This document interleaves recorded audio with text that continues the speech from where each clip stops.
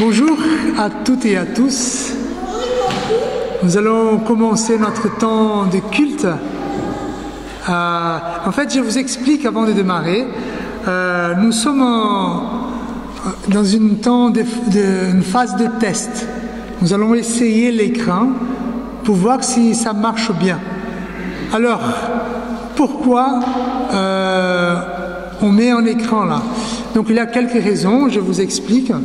Bon, d'abord, pour lire, c'est plus simple, comme ça, voilà, tout est affiché par rapport aux les textes bibliques, les chants. Après, comme nous avons l'habitude des 3 recueils des chants, Aile de la foi, Arc-en-ciel, Alléluia, parfois, il n'est pas les mêmes paroles qui sont affichées. Donc, parfois, nous avons des habitudes et voilà, c'est compliqué.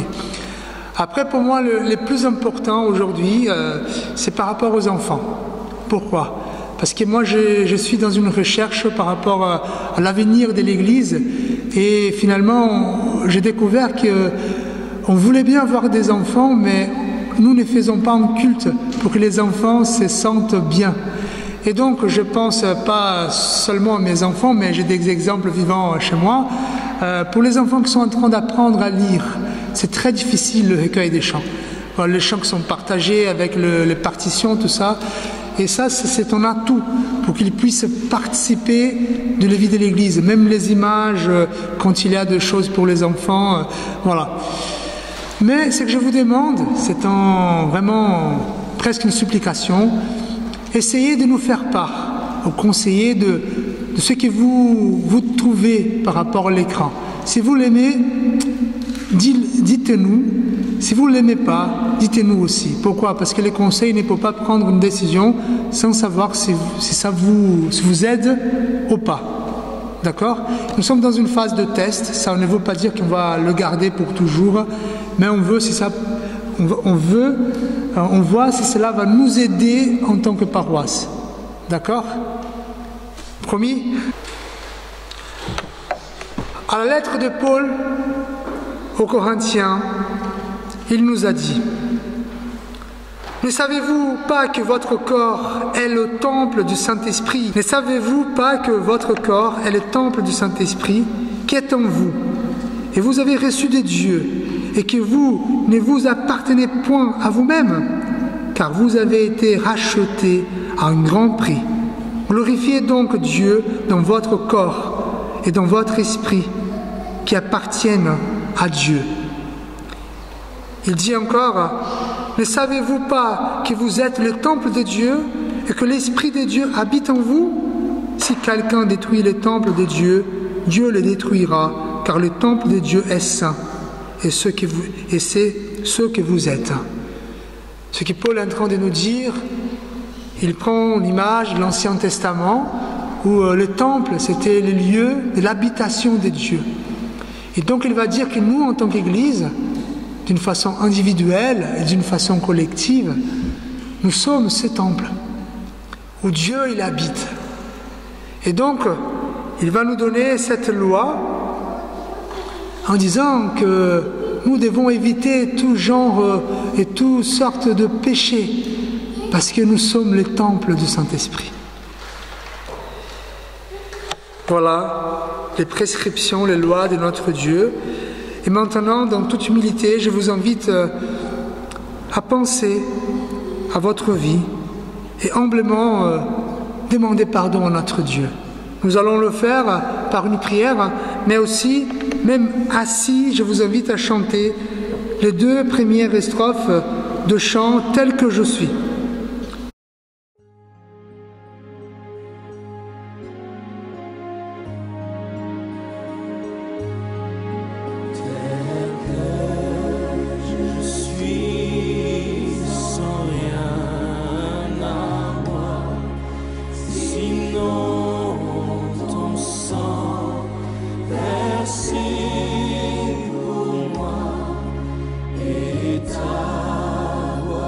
Jesus.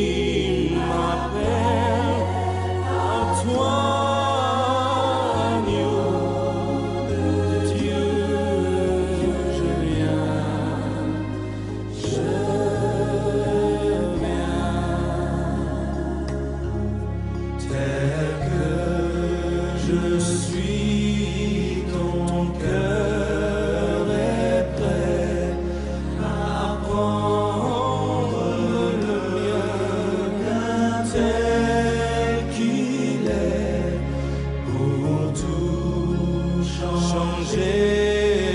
Sauveur, parfait, agneau de Dieu, je viens.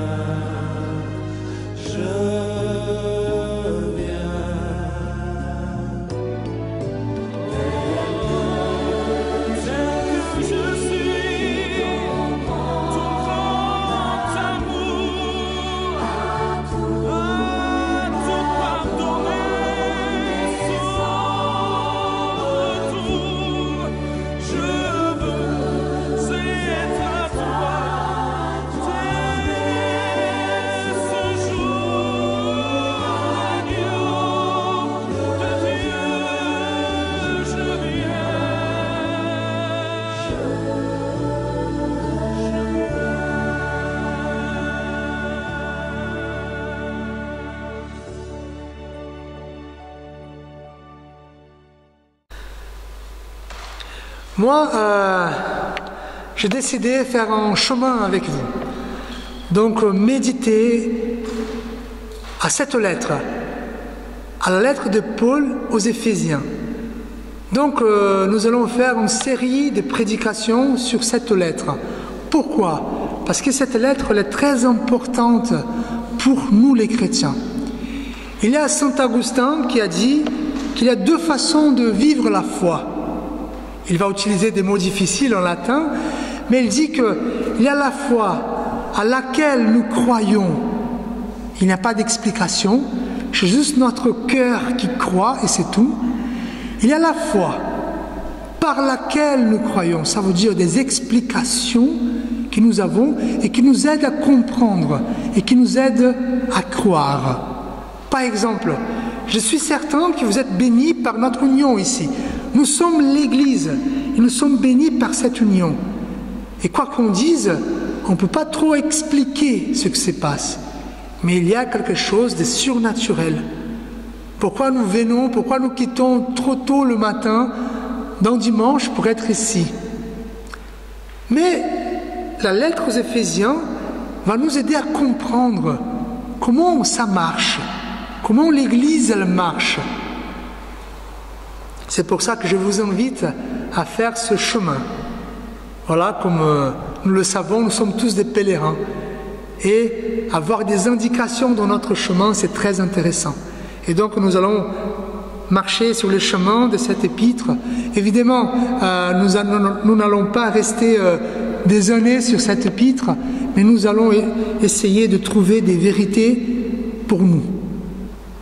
Parce que, frères et sœurs, pour moi, c'est très important que vous sachiez l'importance de votre présence, l'importance de votre vie pour cette communauté, afin que je puisse prêcher. Nous ne sommes pas là, et nous allons voir, nous ne sommes pas là, nous ne sommes pas ici ce matin par des intérêts communs. Nous sommes ici parce qu'il y a un lien spirituel qui nous lie avec Abraham, avec Jacob, avec tous les saints de tous les temps. Et mon but c'est ça, c'est de vous montrer par cette lettre comment fonctionne l'Église. Cette lettre, c'est une lettre destinée au monde entier, à tous les chrétiens, aux juifs, aux non-juifs, pour les hommes, pour les femmes, pour les maris, pour les épouses, pour les parents, pour les enfants, pour les maîtres, pour les serviteurs, pour les esclaves. Jean Calvin, voilà, vous connaissez bien les réformateurs, il a prêché 48 sermons sur cette lettre. Je ne vais pas faire pareil, hein, c'est beaucoup. Et il y a l'un des pères de l'Église, Jean Chrysostome, qui va dire « c'est une lettre sublime ». D'autres théologiens vont dire « c'est la doctrine mise en musique ». La couronne des écrits de Saint Paul, les documents parmi les plus importants jamais écrits. Voilà. Et où et quand cette lettre a été écrite? Et c'est très important, pourquoi? parce que déjà je vous invite à lire la lettre aux Éphésiens chez vous. Ça va prendre 15 minutes, c'est une petite lettre de 6 chapitres. Mais si on souhaite faire ce chemin ensemble, c'est bien avoir des signes, des indications pour qu'on puisse reconnaître ce chemin. Et donc cette lettre a été écrite par l'apôtre Paul. Vous savez, il y a plusieurs critiques sur la Bible, et dans toutes les critiques qu'on peut avoir, la lettre aux Éphésiens, c'est une lettre qu'on est certain que c'est Paul qui l'a écrite. Et il était dans une situation un peu difficile. Comme vous voyez, ce n'est pas une photo de l'apôtre Paul, mais c'est une image. Paul, il était en prison. Voilà. Quand il a écrit cette lettre, c'était en prison à Rome, et peut-être c'était la dernière prison avant de partir à l'exécution, avant de mourir. Mais ce n'est pas une prison comme nous connaissons aujourd'hui. Il n'était pas enchaîné, non, c'était une prison à domicile. Il avait une pièce où il pouvait rester, il avait des gardes, des soldats devant cette pièce, mais il pouvait quand même recevoir des gens. Il pouvait encore enseigner. Et donc c'est là qu'il va écrire le message de cette lettre. La lettre de Paul met l'accent sur l'Église. Je ne parle pas de l'Église locale, je parle de l'Église avec le majuscule. L'Église universelle, l'Église catholique. Vous savez, catholique, ça veut dire universel. L'Église qui est de par le monde. Et l'Église est le sujet de la lettre aux Éphésiens. L'Église qui a commencé au jour de la Pentecôte. Vous savez, nous fêtons la Pentecôte ici. Le jour où le Saint-Esprit descend sur les chrétiens. Et cette Église aussi, elle va finir. Va finir au jour où Jésus reviendra pour prendre son Église avec lui. Éphésiens est un exposé, la lettre aux Éphésiens est un exposé de l'une des déclarations les plus importantes que Jésus a prononcées au cours de son ministère. La déclaration qui se trouve en Matthieu chapitre 16,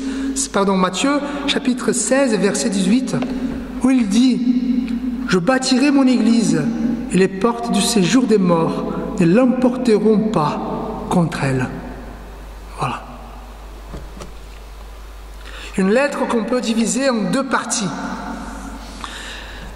En fait, je ne veux pas faire cette prédication en étude biblique, mais voilà, comme nous allons méditer semaine après semaine sur cette lettre, c'est bien d'avoir des bases. Et si vous lisez cette lettre chez vous, ça va vous aider aussi. On peut diviser cette lettre en 2 parties. Du chapitre 1 au chapitre 3, nous avons la partie théorique de cette lettre. Et du chapitre 6 au chapitre 4 au chapitre 6, c'est plutôt les implications.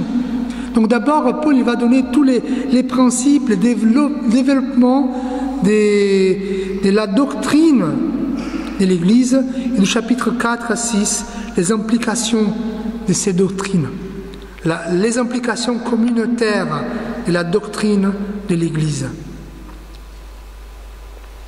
Et en fait, nous pouvons voir que Paul il parle d'abord du passé. Dans quel sens? Comment l'Église a été toujours dans les plans de Dieu. Et il parle du passé, mais il parle aussi du présent. Comment l'Église elle vit aujourd'hui, dans nos jours. Comment cette Église qui a été le plan de Dieu dans le passé, elle vit aujourd'hui dans les temps. Et après, Paul parlera l'Église à l'avenir, la consommation, l'accomplissement du plan éternel de Dieu. Ça veut dire dans le ciel. Et du chapitre 4 à 6, c'est comment l'Église doit se conduire. D'abord, maintenir l'unité à mesure qu'elle grandit. Aussi, c'est sanctifier. Ça veut dire quoi? Ça veut dire toujours être plus près de Jésus, qui est le corps de l'Église. Et finalement, être attentif. Parce que Jésus, il a dit, les portes de ce jour des morts ne l'emporteront pas. Ça veut dire quoi, frères et sœurs? Ça veut dire qu'il y a quelqu'un qui essaye d'ouvrir la porte et d'autres qui essayent de fermer la porte. Ça veut dire qu'il y a une bataille. Et Paul va dire que l'Église est dans une bataille spirituelle et que nous devions être attentifs. Mais voilà, je ne veux pas tout dire par rapport à la lettre aux Éphésiens pour ne pas gâcher le plaisir de la découverte. Mais nous avons ici dans cette lettre des bijoux littéraires, des pépites en or pour ce qui nous concerne, l'Église. Et parler de l'Église, c'est quelque chose que j'aime bien en fait. J'aime bien parler de la famille de Dieu. J'aime bien tout ce qui est de théologique par rapport à l'Église, les dogmes, les doctrines, ses caractéristiques, vous savez. Mais il faut que cette réalité théologique et théorique touche notre vie aujourd'hui. Comment cette réalité, le corps spirituel et réel de l'Église, l'union de tous les saints, comme nous avons confessé ce matin, la communion des saints, comment cela nous touche effectivement? Comment cette réalité spirituelle et abstraite touche ma vie? Qui sommes-nous dans l'Église? Et Dieu, à travers de l'apôtre Paul, va nous expliquer. Et là, on commence à entrer dans les deux petits versets que nous avons lus. Paul, il va dire, Paul, apôtre de Jésus-Christ, par la volonté de Dieu. C'est très intéressant déjà. Pourquoi? Parce qu'en fait, nous sommes une église catholique dans le sens universel, parce que les mots catholiques, c'est universel, c'est juste une traduction, en fait. Et nous sommes aussi une église apostolique. Pourquoi? Parce que les enseignements de l'église sont basés sur les enseignements des apôtres. Et ce que Paul est en train de nous dire, moi, je suis en train de vous enseigner. Et nous suivons Paul. C'est les enseignements des apôtres, une église apostolique.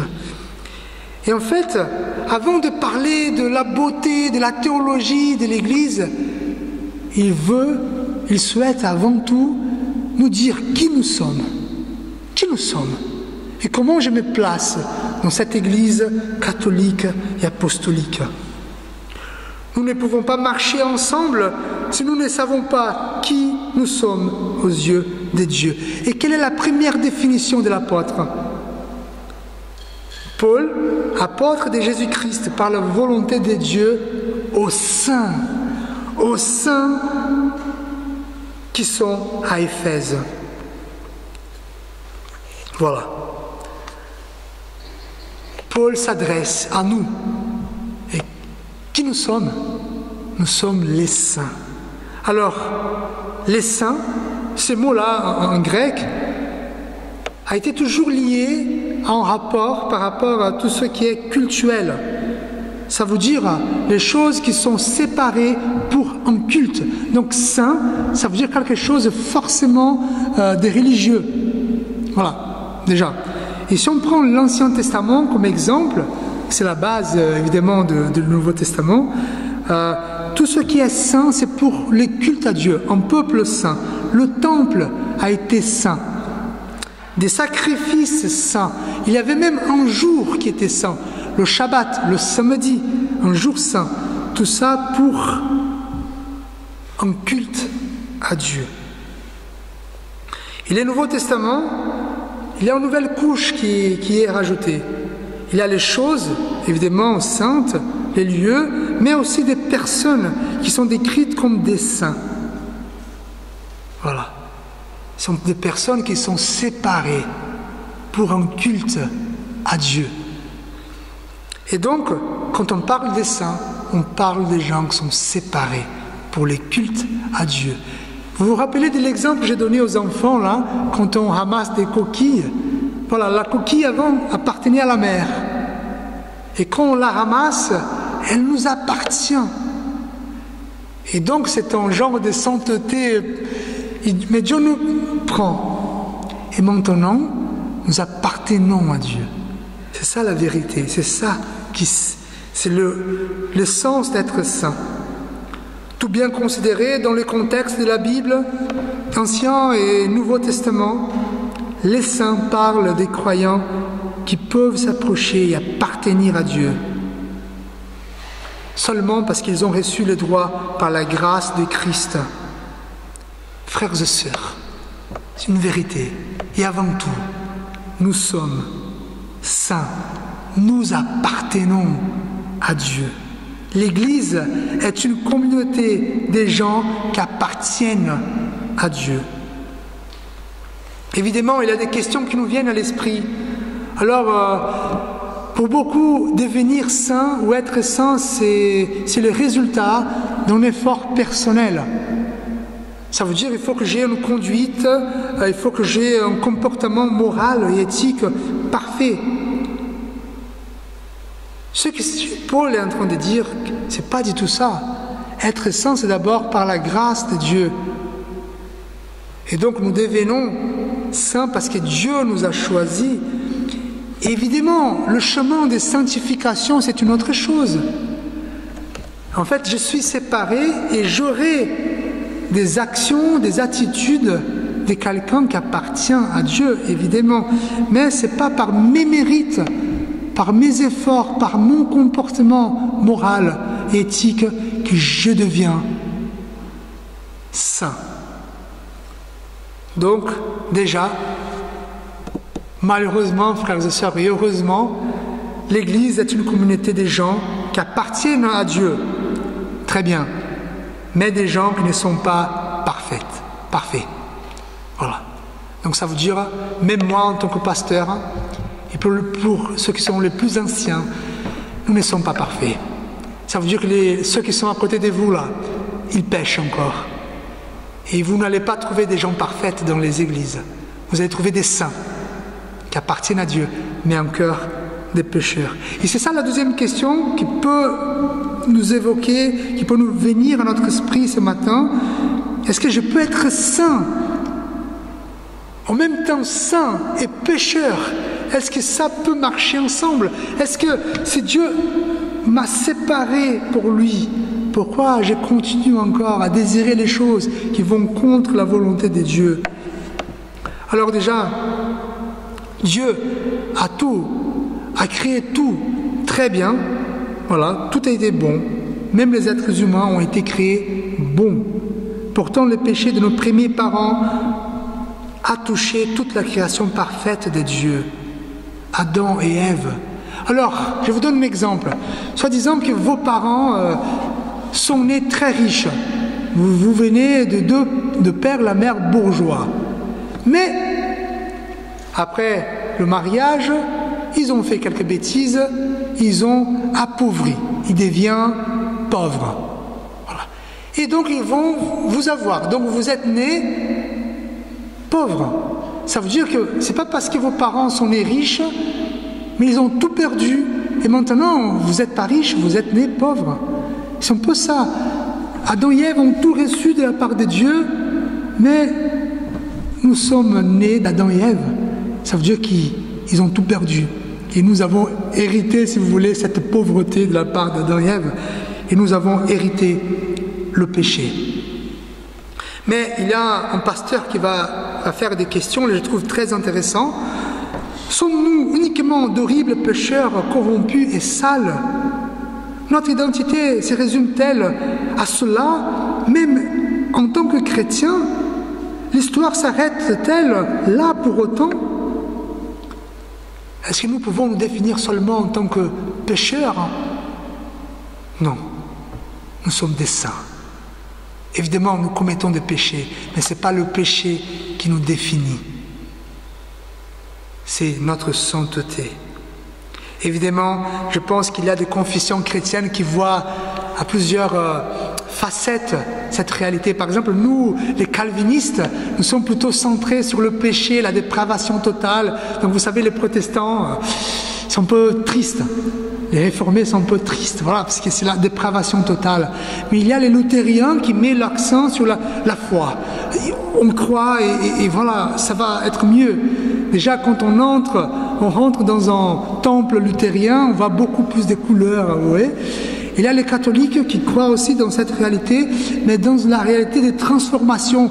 On va chercher cette transformation, on va chercher la charité. Je ne pense pas que l'un de nous avons la vérité. Je pense que tout cela est fruit de cette sainteté. Il faut que nous nous approprions de la sainteté de l'Église. universel. Évidemment, nous sommes des pécheurs, nous sommes des saints et nous avons un combat quotidien. Si nous appartenons à Dieu en Jésus-Christ, notre effort personnel, c'est de devenir de plus en plus semblable à Jésus-Christ. Voilà. Frères et sœurs, quoi qu'on dise, nous sommes des saints qui commettons des péchés. Le péché fait partie de notre vie. Hélas, nous avons des rendez-vous journaliers avec lui. Nous souffrons par les conséquences de nos propres péchés et nous souffrons les conséquences des péchés des autres. Par contre, malgré tout, nous sommes des saints et profondément aimés par Dieu. Le péché peut expliquer une partie de notre vie, mais il ne constitue pas notre identité. Comme l'apôtre Paul nous l'a dit, aux saints qui sont en masse d'asile, aux saints qui sont en Ariège, aux saints qui sont en France, aux saints qui sont de par le monde. Avec cette réflexion, quoi faire? D'abord, nous avons une identité. Nous n'avons pas besoin de bâtir une identité par nous-mêmes. Et là, je ne vous adresse pas ça. Pourquoi? Parce que vous êtes d'une génération où vous êtes nés et vous avez une identité transmise par vos parents. Mais nous avons aujourd'hui, quand je parle de jeunes adultes, ils sont en crise d'identité. Ils ne savent pas qui ils sont. Stéphanie, comme vous le savez, elle a repris le travail et elle était au Pôle emploi et son consultant, il lui a dit, vous savez, ne t'inquiète pas pour les choix que tu vas faire. Pourquoi? Parce que c'est normal aujourd'hui, à chaque 3-4 ans, les gens changent de métier. Voilà, c'est pas comme avant. Hein. Et donc, ce changement de métier. Mais, frères et sœurs, Fabio, moi, je ne suis pas le pasteur. Je ne suis pas non plus le mari de Stéphanie. Je ne suis pas non plus le papa de Clarisse, Olivia et Jojo. Avant tout cela, je suis saint. Et ce n'est pas ma paternité qui va définir ma sainteté. C'est la sainteté qui va définir ma façon d'être papa, ma façon d'être mari, ma façon d'être pasteur. La deuxième chose qu'on peut faire de façon pratique, il faut que nous reconnaissions quand même que malgré notre sainteté, nous commettons des péchés, donc nous pouvons nous repentir en sachant et en avant l'assurance que Dieu nous aime malgré nos péchés. Et notre défi, c'est un défi très pratique, c'est d'appartenir de plus en plus à Dieu. Voilà, de faire cette démarche d'aller vers Jésus-Christ, être semblable à lui. Et ce processus s'appelle sanctification. Comme dit le prophète Jean-Baptiste, il faut qu'il croisse et que je diminue. Je vais vous donner un exemple pour finir. Je vous l'avais déjà donné cet exemple, mais je l'aime bien. Et peut-être que vous allez l'entendre une autre fois. Mais moi, je suis brésilien, vous le savez. Et maintenant, aujourd'hui, je vis en France. Donc, quoi qu'on dise, aujourd'hui, j'appartiens à la France. Qu'est-ce que ça veut dire? Moi, je suis brésilien, je parle portugais. J'ai la monnaie brésilienne. Elle ne vaut pas beaucoup, mais c'est une monnaie brésilienne. Il y a des horaires brésiliens. Aujourd'hui, c'est 5 heures de décalage. Il y a les saisons brésiliennes. Alors, si je suis en France, et si je vis comme si j'étais au Brésil, ça va me poser des soucis. Déjà, janvier et février au Brésil, c'est l'été. Donc je ne peux pas mettre des habits d'été ici en France, en janvier et février. Pourquoi? Je vais être malade. Si je veux me communiquer, je ne peux pas parler portugais. Il faut que j'apprenne le français. Et j'avoue, c'est difficile la langue française. En plus, je ne peux pas acheter une baguette avec l'argent brésilien. Même si je donne 3 fois plus, le boulanger va me dire « Désolé, mais je ne peux rien faire avec ça ». Si je me réveille aux horaires brésiliens, ça ne va pas du tout. Frères et sœurs, vous êtes saints. Il faut que vous viviez comme des saints. Il faut laisser ce que nous étions avant et parler comme des saints et vivre les saisons comme des saints. Et comme ça, nous allons vivre la beauté de l'Église. Je vous invite à la prière. Seigneur notre Dieu, notre Père, merci pour ce cadeau, l'Église, qui est les corps visibles de Christ ici sur cette terre. Avant tout, Seigneur, que nous soyons conscients de cela.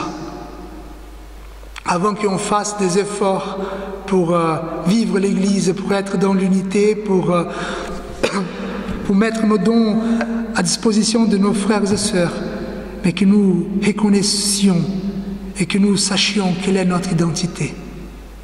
Nous sommes des saints, séparés pour toi et nous t'appartenons. Amen.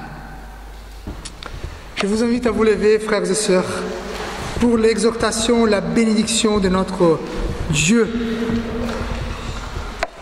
Et je voudrais lire la continuation du premier verset, du premier texte que nous avons lu, Philippiens. Enfin, frères, portez votre attention sur tout ce qui est bon et digne de louange, sur tout ce qui est vrai, respectable, juste, pur, agréable et honorable. Mettez en pratique ce que vous avez pris, ou ce que vous avez appris et reçu de moi, ce que vous m'avez entendu dire et vu faire. Le Dieu qui accorde la paix sera avec vous. Que l'amour de Dieu, la paix de Dieu, notre Père, la grâce de Jésus-Christ, notre Seigneur et Sauveur, et la consolation du Saint-Esprit soient avec vous tous, aujourd'hui et à jamais. Amen.